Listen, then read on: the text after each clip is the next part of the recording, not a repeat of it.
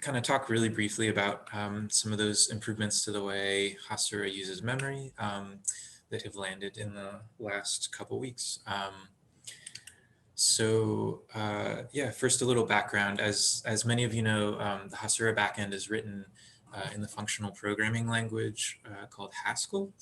And the compiler for Haskell is called GHC, which Vish mentioned. So yeah, GHC is a really quite an old and active project with a lot of contributors and so on.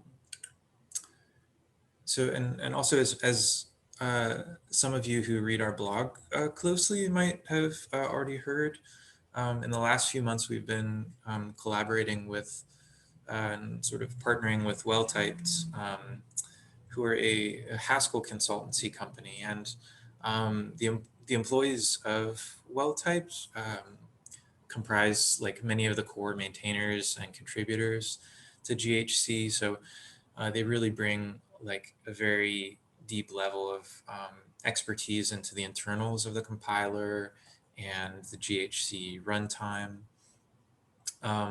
So in particular, we've been working with Matt Pickering from Well-Typed. And so the improvements I'm going to mention here are his work.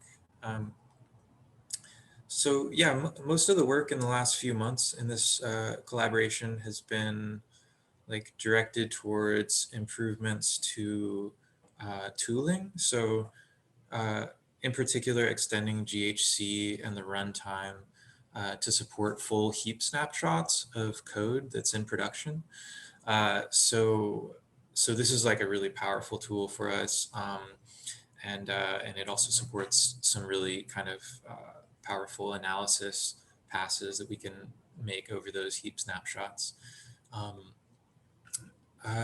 And so, yeah, so this tooling work sort of directly led to some of these two improvements to the GHC runtime that Matt discovered, and which I'll sort of talk about now. So yeah, the first change, it has to do with how the Haskell runtime returns memory to the OS. So where prior to this change, the runtime was probably overly conservative and holding on to memory that it thought it might need again soon. This new version has the runtime release memory in a sort of more sophisticated way, so that we can retain the performance benefits of the old sort of caching type behavior, while sort of more quickly and eagerly returning memory to the system after, say, like a spike in load to your Hasura instance. And the second change is sort of complementary, and it fixes an issue which sort of under certain types of workloads, sort of allocation patterns, you'd see kind of a lot of fragmentation of the Haskell heap, which again would mean there's less memory that could be freed back to the OS after a spike. So this memory would be reused.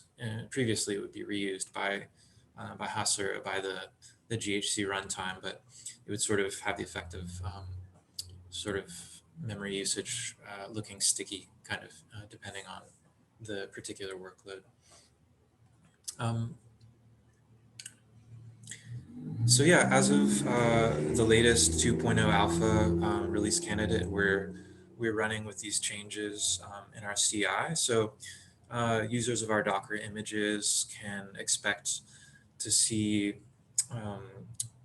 overall lower peak memory residency compared to the previous 2.0 alphas, as well as memory usage dropping more predictably after spike in load, especially again if you're kind of seeing that sort of sticky memory sort of profile. And the rate at which that drop off occurs is tunable by Hasura users. So we'll be documenting that. So yeah, and these changes and all of the other work we've been sponsoring and collaborating with well-typed is upstreamed into GHC. So the entire Haskell ecosystem will benefit, which is something that's really important to us, and I think which Hasura really benefits from as well. So yeah, so we're really excited to be continuing this collaboration with well-typed in 2021. And we're going to be focusing again on more tooling and developer quality of life improvements, um, uh, as well as sort of improvements to the runtime like this, which will more directly benefit users of Hasura and also just other Haskell Haskell projects. So